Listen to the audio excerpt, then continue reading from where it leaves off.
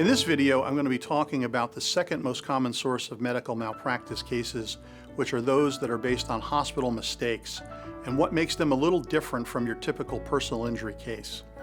With regard to hospital mistakes, there are multiple different areas. There are surgical mistakes, which include things like wrong site surgeries, cases where instruments are left behind, things that go wrong during anesthesia.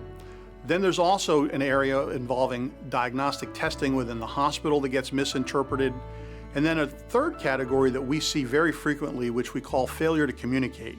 And this is where doctors that are taking care of a patient don't speak to each other, or more commonly, where nurses and doctors are not communicating, where either the nurse doesn't get the order from the doctor or doesn't inform the doctor of changes in the patient. This is a very common area that we see in hospital cases involving communication issues with doctors and nurses. From an economic perspective, hospital cases have pluses and minuses. The good news from a litigation standpoint is that, generally speaking, all hospitals have significant insurance and coverage, and you don't have to worry about that. The flip side is these cases can be very expensive because they're very complicated. Usually they involve multiple defendants. Very rarely do you ever have just the hospital as a defendant. An example is a birth-related injury to a baby case.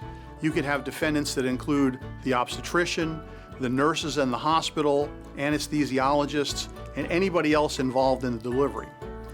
Florida statutes require that in order to bring a case against all those providers, you need experts in the same or similar fields as all of the people that you're intending to sue, because you have to provide opinions that their care was negligent. So for a birth injury case, generally speaking, you always need at least an obstetrician expert, a nursing expert, and potentially an anesthesia expert just to prove liability. But you also might need experts in fields like neonatology and pediatric neurology for things like causation and damages. When you're dealing with a case like this, where the hospital system and various healthcare specialists have made certain mistakes or are involved, you need multiple experts to be brought in, and that's the kind of case that we can help you with. We've got a tremendous amount of experience in dealing with hospital cases, and we can help your clients figure out who they need to evaluate their case. Keep an eye out for the release of our next video, where I'll discuss another common source of malpractice cases, which is medication errors.